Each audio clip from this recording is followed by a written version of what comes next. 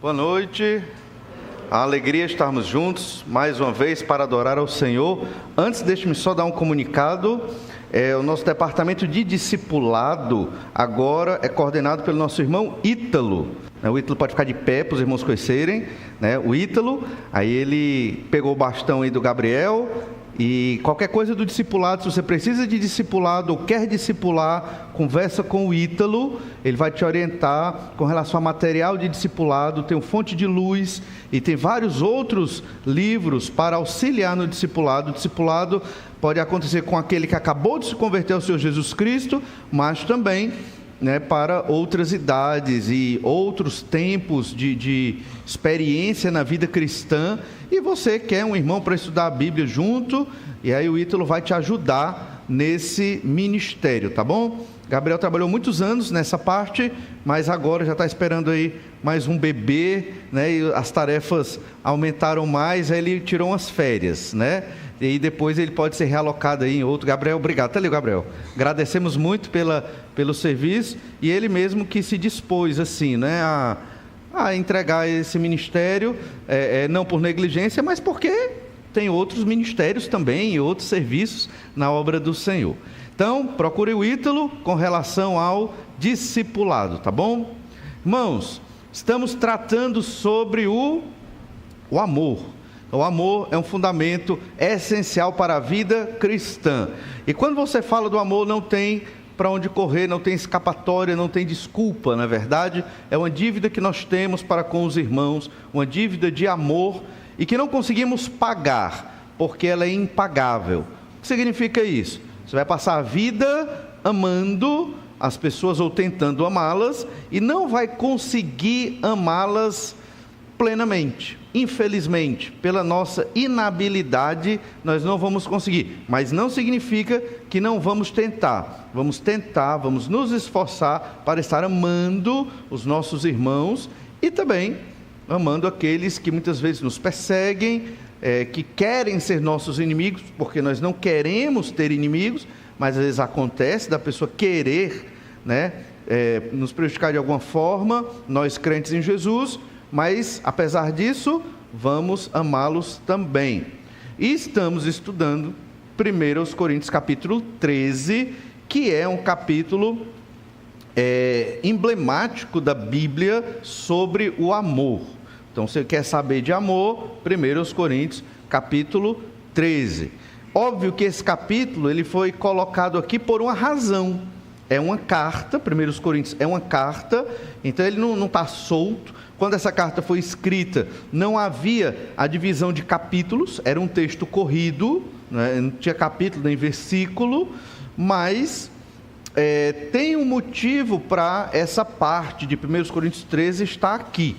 Nós temos estudado, já é o terceiro momento de estudar esse capítulo, e nós temos estudado todo o capítulo pensando na seguinte ideia: o amor é o dom mais importante a ser buscado. Então, se você pensa em servir ao Senhor em alguma área, na igreja e fora da igreja, ou como igreja, esse é o dom, o amor. Tem muito serviço. Amar é um trabalho, é um serviço. Você tem que desenvolver isso. Amar é uma forma de você pregar o evangelho. Quando as pessoas enxergam nesta igreja, ou em outras igrejas, que pregam a palavra de Deus, comprometidas com o evangelho de Jesus Cristo, quando estas igrejas, elas amam, como a Bíblia ensina, elas estão testemunhando o evangelho de Jesus. A marca de um discípulo de Jesus, o Senhor já falou isso, é o amor. Então, é fundamental amar. A igreja prega o evangelho, mas os irmãos não se amam, nossa pregação está comprometida. As pessoas não vão querer ouvir a nossa pregação, porque vão olhar a prática e a teoria e vão, o negócio não está combinando. Como é que pode? Eles falam de um Jesus que nos ama, Jesus é amor, e Jesus sacrificou por nós, mas eles não estão seguindo o que Jesus está dizendo, porque não estão amando. Então, é fundamental. E o amor é nas coisas pequenas, principalmente nas coisas pequenas, nas coisas maiores também, e nós temos que desenvolver. O amor é algo que você tem, crente em Jesus, é um dom. O amor é o dom mais importante a ser buscado. É um dom. Eu tenho, você tem, é colocado por Deus no dia da nossa conversão. Todo crente tem o dom para amar. Se você não está amando, é porque você não quer, mas o dom você tem. Deus deu essa bênção para você. E as pessoas que não são crentes em Jesus, elas amam pela graça comum de Deus. Deus é tão maravilhoso que até para os seres humanos que rejeitam ao Senhor Jesus Cristo, eles ainda têm esta graça na vida deles, ou um resquício da imagem de Deus na vida deles, que os permite amar de alguma forma mais imperfeita e bem comprometida. O que é um amor comprometido? É um amor mais egoísta, que é até uma incompatibilidade. Você dizer um amor egoísta, pode isso? Pois é. Então, o amor é o dom mais importante a ser buscado. Nós vimos 2 das 3 considerações sobre o amor e hoje vamos ver a última. Revisando, primeira consideração sobre o amor é essencial na vida da igreja. Vamos ler do verso 1 ao 3 para revisar, e aí você vai entender o que é que eu quero dizer com amor egoísta. Diz assim, 1 Coríntios 13, verso 1: ainda que eu fale as línguas dos homens e dos anjos, se não tiver amor, serei como bronze que soa, ou como o símbolo que retine. Ainda que eu tenha o dom de profetizar e conheça todos os mistérios e toda a ciência, ainda que eu tenha tamanha fé a ponto de transportar montes, se não tiver amor, nada serei. E ainda que eu distribua todos os meus bens entre os pobres, e ainda que entregue o meu próprio corpo para ser queimado, se não tiver amor, nada disso me aproveitará. Mas se você deu tudo para os pobres e queimou o seu próprio corpo em benefício de alguém, isso não é uma atitude altruísta? Pode parecer, mas se não tem o amor que Deus colocou em nós, é uma atitude egoísta. Às vezes uma pessoa faz um sacrifício desse, não pensando na glória de Deus ou no bem da pessoa que vai ser beneficiada. Então pense em quê? Aliviar sua consciência, recompensar sua culpa, entende? Querer algum destaque na sociedade. As pessoas fazem isso. Lembra de Ananias e Safira, né? Eles venderam um campo para doar para a igreja.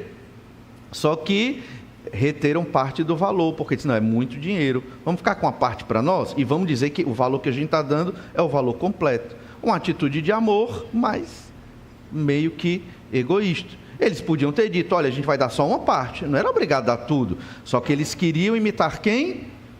Barnabé, que vendeu o campo e deu tudo. Percebe?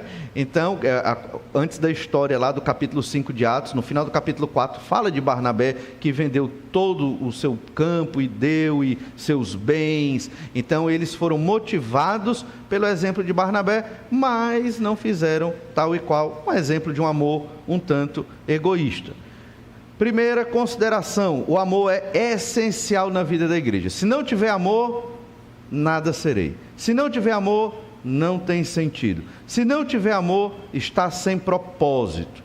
Você veio para a igreja hoje, se não tem amor, seu culto é inválido aos olhos de Deus.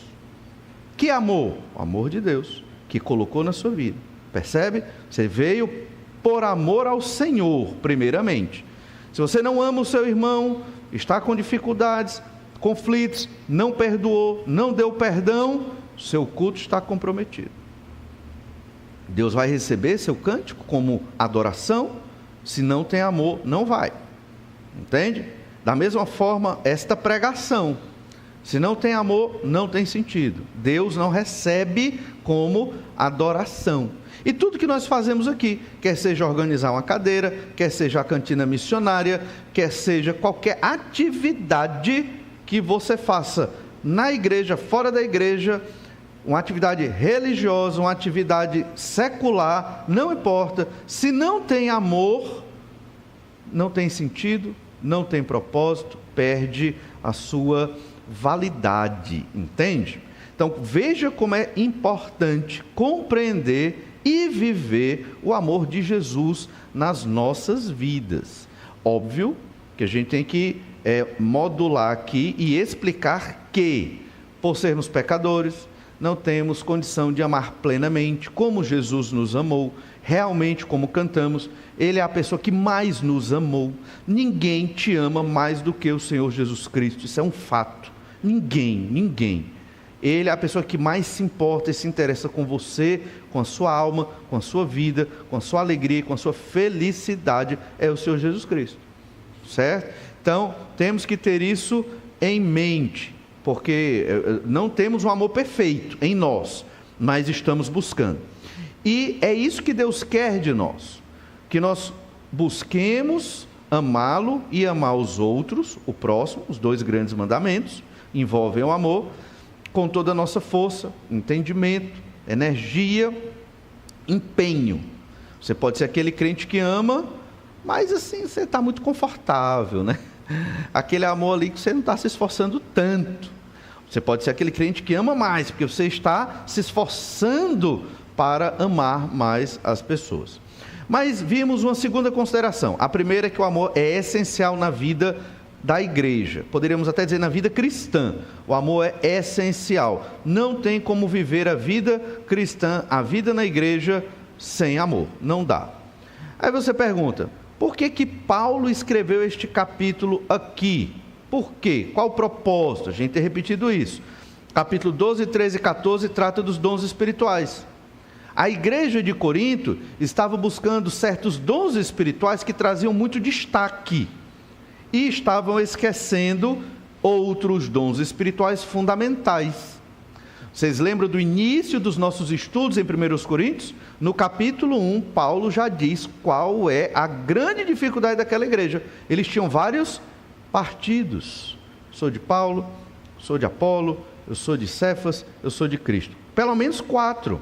Talvez, como estudamos, esses partidos procuravam cada um uma orientação legalista, uma orientação espiritualista, uma orientação missionária, uma orientação outra, né? Então, cada um procurava uma orientação e lutava por esta orientação. Eles procuravam certos líderes. O fato é que haviam grupos na igreja que estavam disputando. Disputando o quê? O que é que se disputa na igreja? Poder. Por que é que as igrejas se corrompem? Pessoas disputando o poder. O que é que os apóstolos também em um certo momento disputaram? O poder. Senhor, quem vai sentar à direita e à esquerda? Quem vai ser o maior no teu reino? Queriam poder. Por que é que a igreja de Roma caiu e hoje é uma seita? Por quê? Poder. Então nós temos que ter muito cuidado.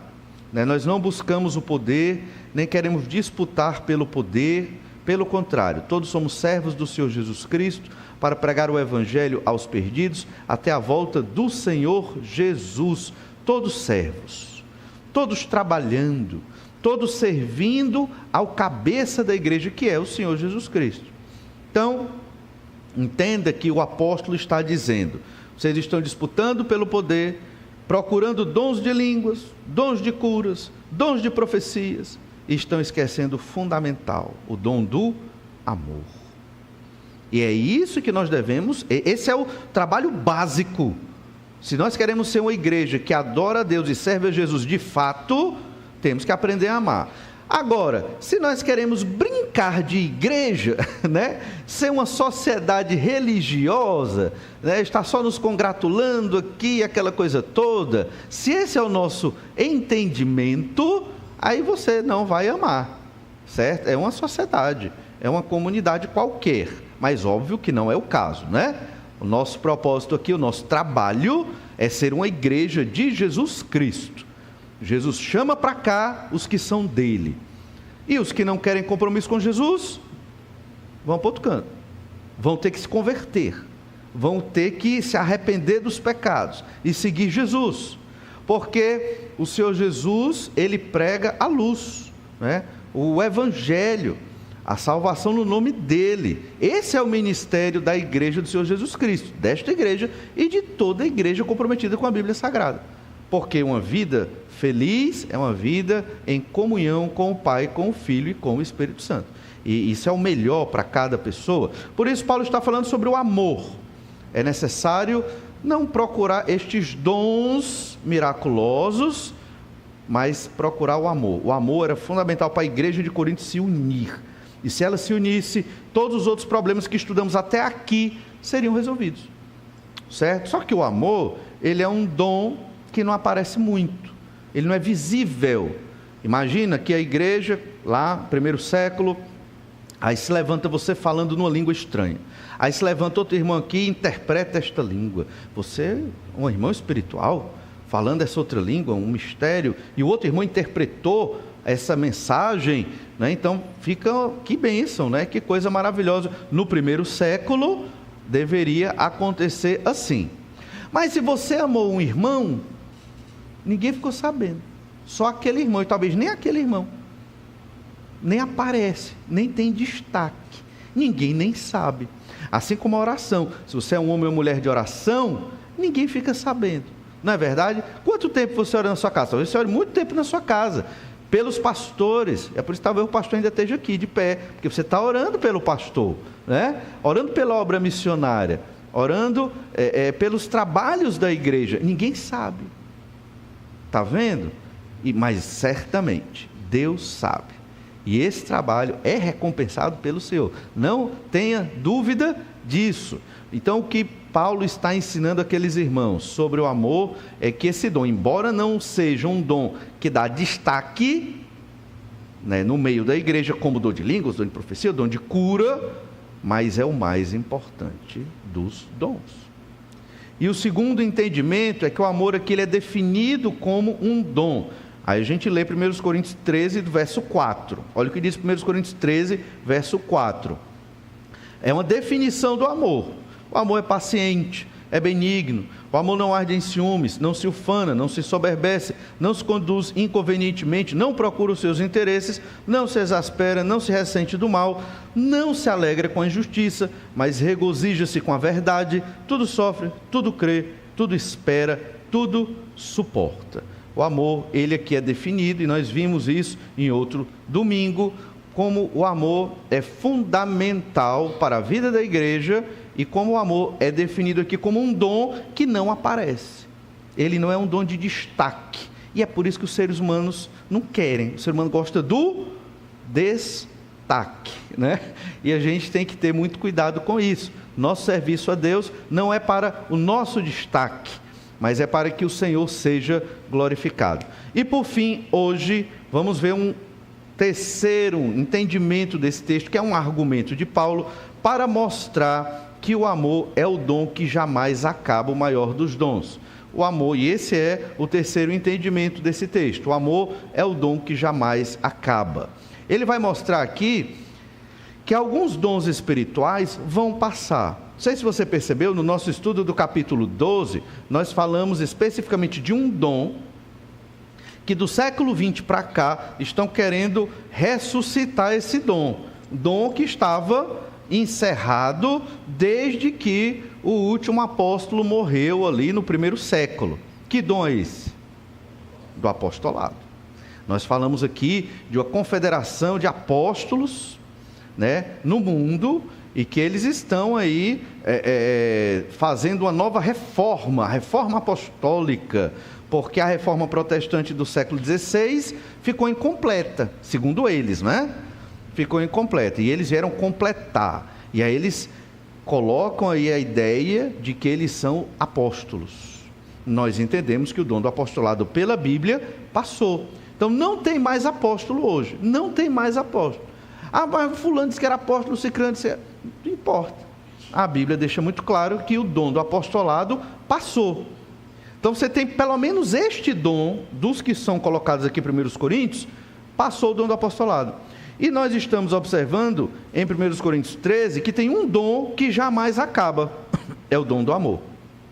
Então você tem um dom que acabou, não vem mais, só foram 12 apóstolos, perdão, e um dom que ainda não acabou, não vai acabar e nunca vai acabar, que é o dom do amor, apostolado e amor. Aí você tem uma escala, entende? Você tem uma escala de dons espirituais que vão acabando e outros dons espirituais que vão surgindo que a gente não sabe quais são. É muito provável, irmãos, que na modernidade existam dons espirituais que não estão registrados na Bíblia. Não precisa necessariamente ter só os dons que estão na Escritura, entende? Mas é possível que hoje existam outros dons, ou não, ou só são os dons que estão aqui na Escritura. Mas o que nós vamos observar agora é que Paulo vai mostrar o amor jamais acaba. Ele jamais acaba. Por que ele está dizendo isso? Porque os dons que vocês de Corinto estão mais valorizando, vai acabar, vai passar, vai cessar. Esse é o argumento. Então, olha o que diz 1 Coríntios 13, verso 8. O amor jamais acaba, mas havendo profecias, desaparecerão. Havendo línguas, cessarão. Havendo ciência, passará. Percebe, então? Existem alguns dons que vão desaparecer, cessar e passar, mas o amor jamais acaba. A palavra para o jamais acaba, no texto original, é jamais cai. O amor nunca vai cair. Literalmente é a palavra para queda, cair. O amor não vai cair. Só que aqui é usado no sentido mais figurado, mais metafórico. Ele nunca acaba, ele nunca cai, ele sempre continua. Já esses outros dons, profecia, línguas e ciência, ciência que não é a ciência moderna, ciência que é um conhecimento misterioso, não é? Esse dom, esses 3 dons, eles vão ser abolidos. As palavras para desaparecer e passar é o mesmo verbo que poderia ser traduzido por abolidos. Eles serão abolidos, eles vão acabar. E o dom de línguas está no meio destes outros dons. É interessante entender isso. Alguns dons, no caso o amor, vai durar para sempre, alguns dons vão cessar. Isso Paulo disse para os coríntios naquela época. Qual o objetivo disso? Coríntios, por que vocês valorizam tanto esses dons? Eles vão acabar. E por que vocês não valorizam o amor e vivem brigando, partidos no meio de vocês? Então nós temos que ter esse entendimento. Vamos valorizar o dom que jamais acaba. E os outros dons devemos utilizar dentro da vontade de Deus nas nossas vidas, entendendo que há um grupo de dons que vai passar. Quando Paulo, ele fala desses 3 dons que vão ser abolidos, que vão passar, desaparecer e cessar, Paulo não está falando só deles 3. Paulo está falando de um grupo de dons. Poderíamos até colocar aqui o dom de cura, por exemplo, o dom de profecia, o dom de línguas e o dom deste conhecimento, são dons espirituais relacionados à revelação de Deus. Lembra que aqui o Novo Testamento, quando essa epístola estava escrita, parte do Novo Testamento, inclusive alguns evangelhos, nem tinham sido escritos ainda. O Novo Testamento ainda estava sendo composto. Eles não tinham a revelação da nova aliança. A Bíblia da igreja era a revelação da velha aliança, o Antigo Testamento. E aí estava sendo composto, naquele momento, os textos do Novo Testamento. A função dos apóstolos era exatamente dizer: essa epístola é palavra de Deus, essa epístola não é palavra de Deus. Talvez você que já estudou um pouco sobre os textos da Bíblia, você sabe que existem, os chamados textos apócrifos. O que são os textos apócrifos?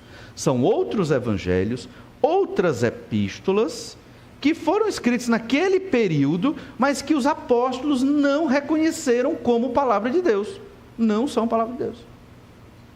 E talvez nem tenha sido escrito pelos autores lá que dizem que escreveram, Talvez tem o Evangelho de Pedro, mas não foi Pedro que escreveu esse evangelho, foi alguém que escreveu e botou como se fosse Pedro, para dar destaque, para dar nome. Alguns desses apócrifos foram já no século II e assim por diante, E tem coisas absurdas nesses textos apócrifos. Então, foi assim que o Novo Testamento foi composto. Os apóstolos, eles foram orientados para isso, escreveram a própria palavra de Deus, sabiam que estavam escrevendo a palavra de Deus, eles sabiam. Paulo, quando escreveu uma epístola, ele sabia que aquele texto era palavra inspirada de Deus e que aquele texto tinha que ir para as igrejas, ele sabia. eu falei outra vez que Paulo escreveu 4 epístolas para a igreja de Corinto. Aqui nós temos 2. As outras 2 não são inspiradas. Ou seja, não são palavra de Deus. Essas 2 aqui são. Entende? Então, foi assim que o Novo Testamento foi composto. Mas enquanto esses textos não estavam aqui, o que ajudava os crentes gregos, romanos, asiáticos e os próprios judeus a confiar na nova mensagem, a mensagem dos apóstolos? Porque o Evangelho de Jesus eles tinham crido, só que a gente sabe que tem uma série de doutrinas para a igreja foi uma instituição nova, nasceu em Atos capítulo 2, era muito jovem. Como essa igreja iria viver, se comportar, fazer, como seria a obra missionária, todas estas questões, então eles precisavam de muita orientação. Daí surgiram esses dons espirituais relacionados à revelação de Deus. Eles ajudavam, apoiavam a revelação do Senhor, escrita ou oral, dada pelos apóstolos ou outros homens que os apóstolos aprovavam e diziam: o que esse homem escreveu é palavra de Deus. Por exemplo, a epístola de Tiago. Quem foi Tiago? Pastor da igreja de Jerusalém. Não era apóstolo, mas foi considerado palavra de Deus. Assim como os evangelhos e assim por diante. Tudo isso estamos dizendo por quê? Porque o amor, ele jamais acaba. Mas os dons relacionados à revelação de Deus, eles iriam acabar. Eles iriam cessar, eles iriam passar. E é isso que Paulo está dizendo aqui. O dom do apostolado cessou. 12 apóstolos, não tem mais apóstolo. Ninguém mais vai ter o dom do apostolado, nunca mais, acabou. São 12, a gente estudou isso em outro domingo. O amor jamais acaba. Então, mediante isso, nós chegamos numa nova parte, o verso 9. Olha bem, leia bem o verso 9. Porque em parte conhecemos e em parte profetizamos. E o verso 10, quando porém vier o que é perfeito, então o que é em parte será aniquilado. Então você tem aqui um novo contraste, o que é em parte e o que é perfeito. Essa palavra perfeito do verso 10 se refere a algo completo, algo maduro. Mas vamos usar a palavra completo no lugar de perfeito, só para a gente entender o contraste. Você tem o que é em parte, você tem o que é completo. Ele está fazendo esse contraste, certo? O que é em parte? Que nós temos, verso 9. Porque em parte conhecemos, profetizamos. No verso 8, ele falou de 3 dons espirituais: a profecia, a ciência, que é esse conhecimento, e o dom de línguas. No verso 9, ele só fala de 2 dons espirituais: o conhecimento, foi traduzido no verso 8 como ciência, e o profetizar. Por que ele não falou dos outros 3 do verso 8, só fala de 2? Porque Paulo não está falando dos dons específicos, ele está falando de um grupo de dons. Um grupo de dons. Em parte, esses dons espirituais, de línguas, de profecia, do conhecimento, dom de cura e outros dons milagrosos relacionados à revelação, esses dons nos ajudam a entender, compreender e acreditar na revelação de Deus hoje, na época dos Coríntios. Não hoje, mas lá na época de Corinto, certo? Por isso que é em parte, não está completo. Então, espero que os irmãos estejam entendendo bem, porque é uma sutileza do texto. Em parte, esses dons espirituais estão me ajudando, mas eu não tenho a revelação toda e completa. Eles estão me ajudando nesta revelação que é em parte. No verso 10, quando porém vier o que é perfeito, não existia este perfeito ou completo naquela época, não existia. Quando ele vier, então, o que é em parte será aniquilado. Aniquilado que é abolido, vai desaparecer. O que Paulo está dizendo é que vai vir um negócio aí chamado o perfeito, que é um negócio completo, e que vai tornar obsoletos os dons espirituais, como o de profecia, o de língua, o desse conhecimento misterioso, provavelmente dons de cura e outros dons sobrenaturais, que naquela época eram usados para legitimar a revelação de Deus, que se tornou o Novo Testamento, certo? Aí vem a grande questão: o que é este perfeito? O que é que nós chamamos este perfeito? Tem o imperfeito e o perfeito, o em parte e o completo, certo? Então nós sabemos que o em parte são os dons espirituais ligados à revelação. E o que é o perfeito? Nós vamos entender que este completo e este perfeito é a própria revelação de Deus para a nova aliança consumada, ou seja, o Novo Testamento. Mas não é só o Novo Testamento, é a capacidade de a igreja viver sozinha pelo Novo Testamento. Porque lembra, no primeiro século, antes da igreja existir, estava o Messias aqui, o Salvador, Jesus, ensinando a palavra de Deus, o Evangelho, a verdade. Jesus foi morto, ressuscitou, subiu aos céus e deixou a missão para os apóstolos, continuar a igreja que surgiria em Atos capítulo 2. O Espírito Santo desceu em Atos 2, a igreja começa, os apóstolos se tornam corajosos, vão pregar o Evangelho e vão ensinar as igrejas a doutrina correta, o ensino de Deus. É o fundamento da igreja, Efésios 2:20, a doutrina de Cristo e dos apóstolos, certo? Então eles estavam ensinando, fortalecendo, capacitando a igreja em tudo isso. Mas, ainda no século I, pelo menos Paulo, e Pedro morreram ali por volta do ano 64 a 68 depois de Cristo, e outros foram morrendo, martirizados ou crucificados, decapitados de todo jeito. Os apóstolos morreram, e agora? A igreja vai ser cuidada por quem? Mas tem os discípulos dos apóstolos, eles deixaram discípulos ali, é verdade, só que no século II, esses discípulos já estavam mortos. E agora, quem vai cuidar da igreja? Entende? E isso realmente é uma aflição. Eu digo isso por quê? Porque você trabalha anos na igreja, tem um ministério de anos na igreja, 30, 40, 50 anos, aí você fica lá, velhinho e tal, e aí você vai deixar a igreja. Qual a maior preocupação de um pastor idoso, que já está esperando encontrar o seu Salvador? Quem vai cuidar daquela igreja? Que ele passou anos trabalhando naquela igreja, Quem vai cuidar daquela igreja? Então isso é muito difícil para pastores que passam anos. Óbvio que o Senhor é o dono da igreja, Ele vai arranjar alguém, mas veja a preocupação do primeiro para o segundo século. Quem ia cuidar das igrejas? Várias igrejas ali, na Ásia, na Grécia, na própria região ali de Israel, Judeia, Samaria, Galileia. Quem vai cuidar dessas igrejas? Havia igreja até na Babilônia, já naquele período, entrando já no segundo século. Quem ia cuidar destas igrejas? Então, o perfeito é um conjunto de quê? A palavra revelada, completa, mas uma igreja madura para interpretar a Bíblia e viver por ela, que é o que nós fazemos hoje. A igreja, ela tem que ter maturidade espiritual para ler a Bíblia, entendê-la e viver pela Bíblia.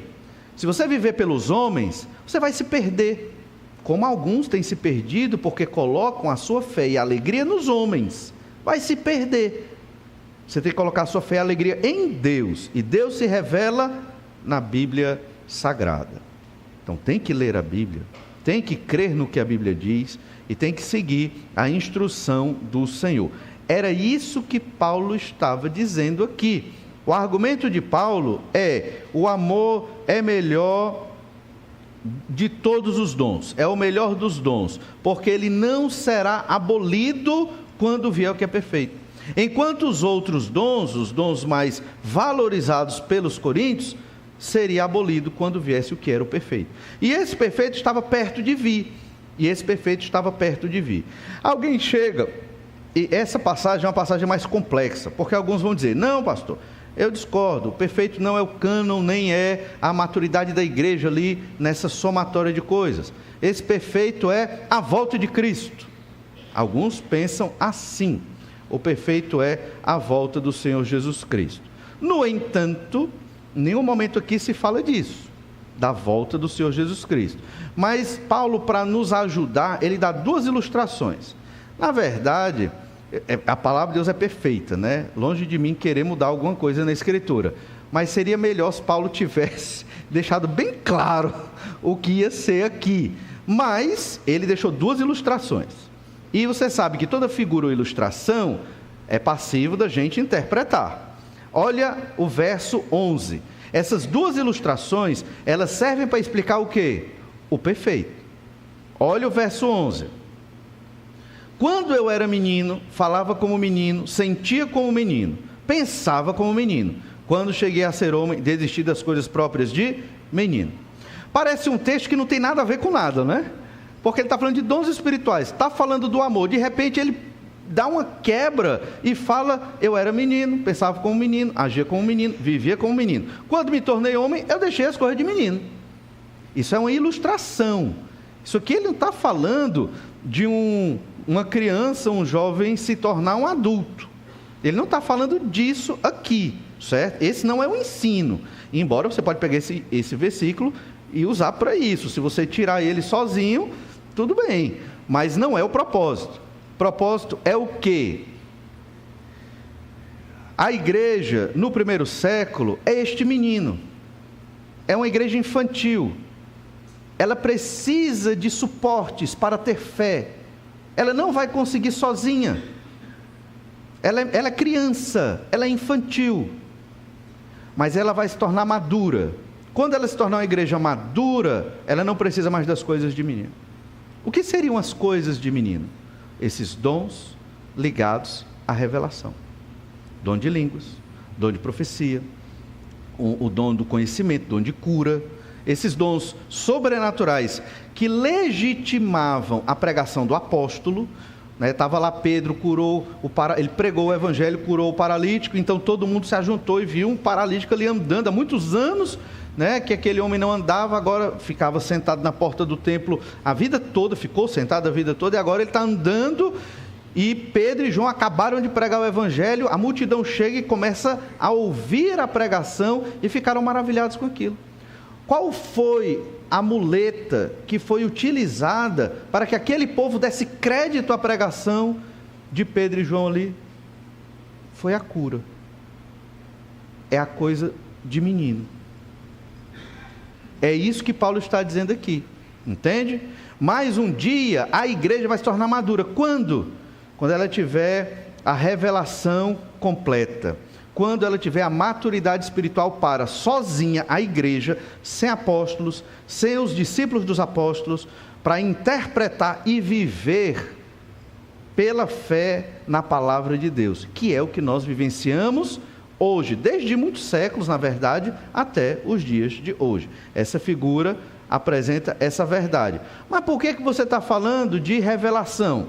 Tudo bem, o verso 11 fala de maturidade, menino virando adulto. E revelação? Olha o verso 12. 1 Coríntios 13, 12. Porque agora vemos como em espelho, obscuramente. Pausa aí. Agora, naquele período, vemos como em espelho. Aí você, mas o espelho é tão nítido, né? Você vê a sua imagem de uma maneira. Tem uns espelhos que engordam mais. Eu me olho mais naqueles espelhos que me deixam mais magro. Você fica mais feliz, né? Mas na época de Paulo não tinha o espelho que nós temos hoje. Não tinha, certo? O espelho era de uma superfície de metal, às vezes de bronze ou outro metal, e ele se via distorcido. O espelho não apresentava uma imagem nítida da pessoa, sempre era uma imagem distorcida. E é o que Paulo está dizendo aqui, porque agora vemos como em espelho, obscuramente. Então, eu estou vendo as coisas de Deus, a revelação de Deus, a verdade de Deus, ainda de modo obscuro. Por quê? Porque eu só tenho o em parte. Eu não tenho o completo, o perfeito. E aqui ele está falando de revelação de Deus. Aí ele continua no verso 12. Então veremos face a face, Agora, século I, Paulo e a igreja de Corinto e as outras igrejas, nós enxergamos as coisas em parte, como por um espelho, obscuro. Não tem muita clareza nas coisas ainda. Revelação não está completa. Mas então nós veremos face a face. Vai ter um dia que nós vamos ver face a face. Aí, pastor, você pensa, face a face é encontrar Jesus quando ele voltar. Não é isso? Não. Também. Mas olha Êxodo 33:11. Lá em Êxodo 33:11 a gente lê assim: falava o Senhor a Moisés face a face, como qualquer fala a seu amigo. Então voltava Moisés para o arraial, porém o moço Josué, seu servidor, filho de Num, não se apartava da tenda. A expressão face a face é uma expressão da revelação de Deus, quando Deus se revela a uma pessoa. Êxodo 33:11. Tem outros textos na Bíblia que falam dessa ideia, dessa figura. Falava o Senhor a Moisés face a face. E é isso que Paulo está dizendo em 1 Coríntios 13:12. Porque agora vemos como em espelho, obscuramente, mas em breve veremos face a face. A revelação de Deus agora, na época, Paulo, os Coríntios e outras igrejas, é uma revelação que não está completa, está em parte. Precisa dos dons espirituais ligados à revelação para dar o suporte, para fazer a igreja crer, para empurrar a igreja para frente, porque não está completo. A revelação de Deus não está completa, a igreja não é madura. Então ela precisa desses dons naquele período, ela precisava desses dons naquele período. Então veremos face a face. Ver face a face é ter a compreensão da revelação de Deus, como Deus revelou a Moisés, falava face a face com Moisés. A gente sabe que um homem não pode ver a face de Deus, é uma figura para entender que Deus, Pai, estava se revelando a Moisés. Final do verso 12. Agora, de novo ele usou agora é muito importante. Agora, naquela época, conheço em parte. Então conhecerei como também sou conhecido. Então, naquele período, o conhecimento sobre Deus, na nova aliança, era parcial. Então, o que é o perfeito? O que é o completo? É um conhecimento mais completo de Deus, a partir de uma revelação que Deus vai dar para nós de modo mais completo. Nós somos extremamente abençoados, mais do que muitos homens e mulheres da Bíblia, porque nós temos toda a revelação de Deus na nossa mão. Eles não tinham isso. Eles não tinham o acesso a Deus que nós temos. Os mais ricos tinham alguns rolos, talvez a Torá, os 5 primeiros livros da Bíblia. Os mais ricos, eles tinham que ir ou no tabernáculo, ou nos pátios do templo, ou posteriormente, já no Novo Testamento, nas sinagogas, para ouvir a palavra de Deus. Você imagina, durante a semana, só um dia ou dois para ouvir a palavra de Deus, porque você não tem o texto. Nós temos um acesso enorme ao Senhor. Não só nós, a igreja de Jesus, mas o mundo inteiro. Não haverá desculpa para aqueles que não quiseram ler a Bíblia Sagrada, para aqueles que não quiseram entregar suas vidas a Jesus, porque a Bíblia está em todo canto, está na internet. A Bíblia é muito fácil de ser adquirida, de você ler a Escritura. Um celular, você baixa um aplicativo, você tem a Escritura em vários idiomas, em várias versões. Entende? Hoje a igreja, ela tem o potencial de ser madura para, somente com a palavra de Deus, ela viver para Cristo, administrar o reino de Deus na terra, porque é a igreja que faz isso, a partir da palavra de Deus. Isso é maturidade, porque nós temos a revelação de Deus. Ah, pastor, mas a igreja, ela não é tão madura assim, porque não quer. Não é porque não quer, mas nós temos tudo para ser. O Espírito Santo, Bíblia Sagrada, temos tudo o que é necessário para sermos maduros, para viver a vida que Cristo quer que nós vivamos.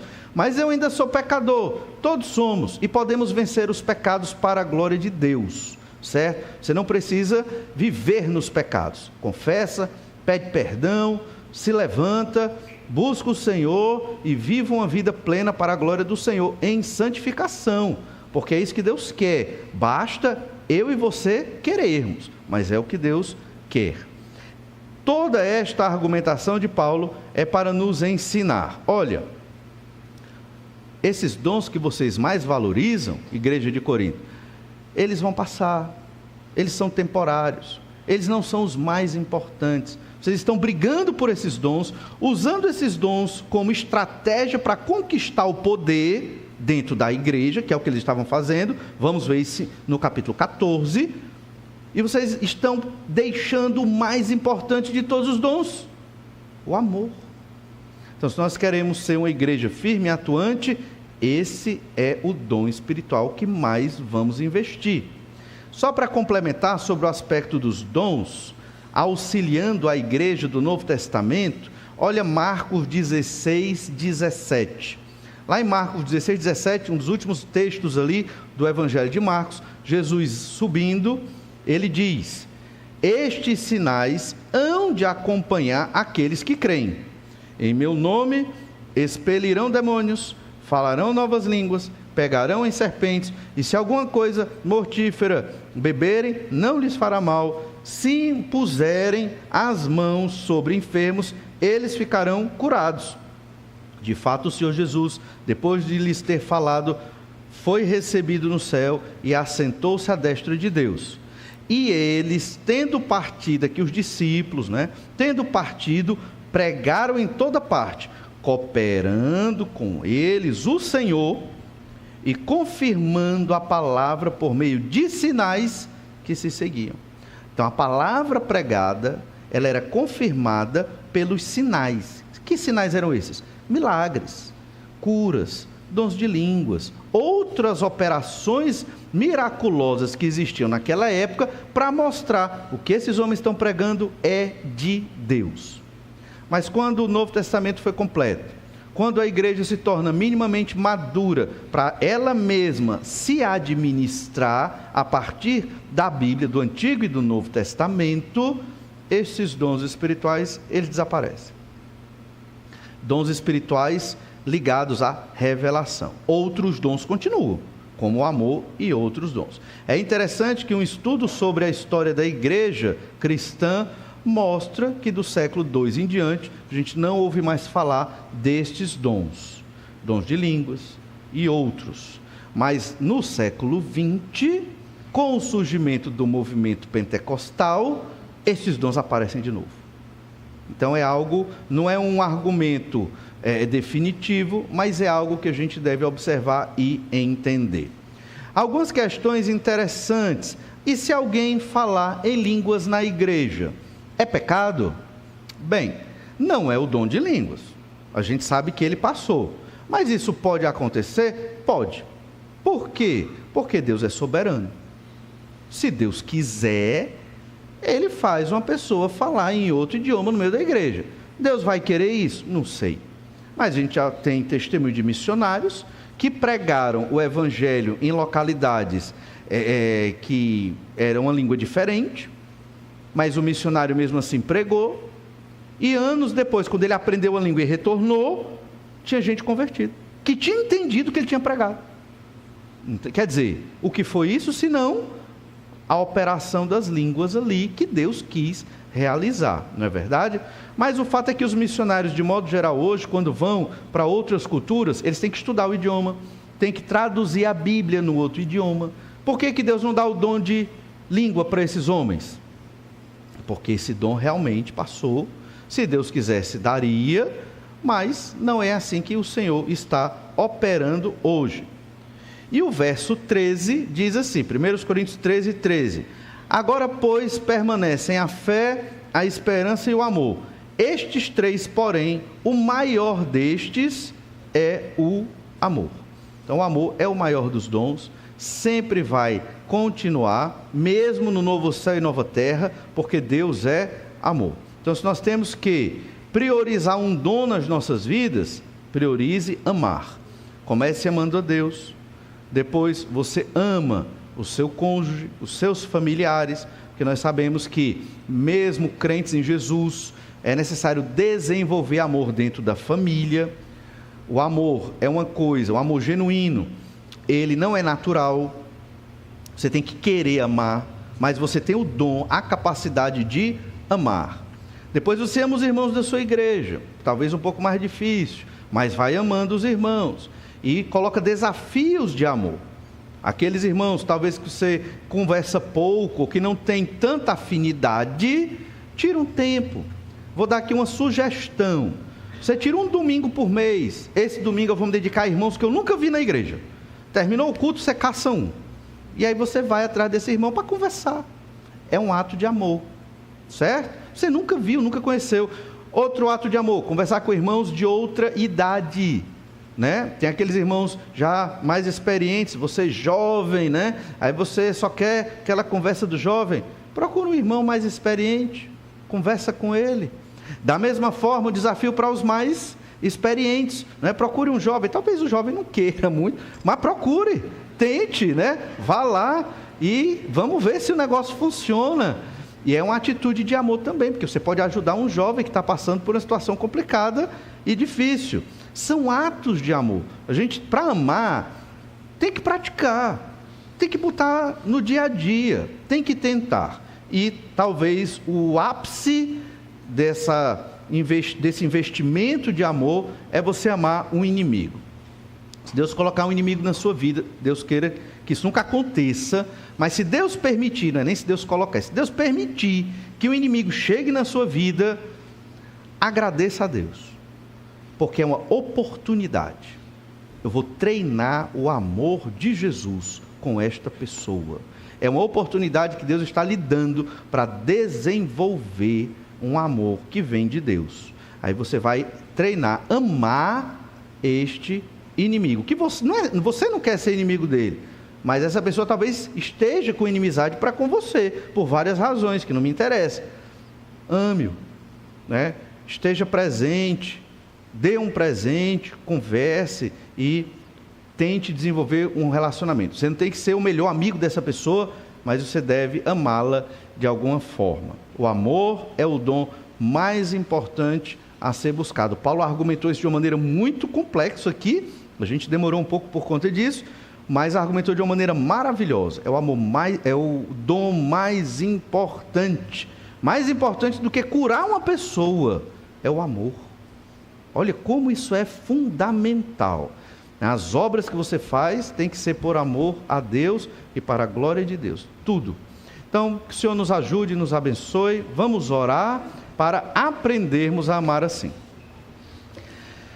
Pai, muito obrigado, porque o Senhor é um Deus maravilhoso e cuida de nós, pela Tua palavra, que nos ensina sobre o amor. Sabemos das dificuldades daquela igreja, e nós podemos também passar por dificuldades na questão do amor. Senhor, nos ensina a amar, capacita-nos a olhar menos para nós e mais para os outros, para os nossos cônjuges, para os nossos parentes, para os nossos irmãos em Cristo e até para aquelas pessoas que querem nos prejudicar. Nos dá essa capacidade que vem do Senhor, sobrenatural, de amar aqueles que muitas vezes querem o nosso mal. E certamente, desenvolvendo este dom em nós, estaremos representando a luz do Senhor Jesus Cristo neste mundo, estaremos testemunhando o melhor do Evangelho e vivendo uma vida que te agrada, uma vida mais feliz. Dai-nos esta sabedoria que está aqui na Tua palavra, em 1 Coríntios 13, dá-nos este entendimento. É o que nós te pedimos, ó Pai, no nome do Senhor Jesus. Amém.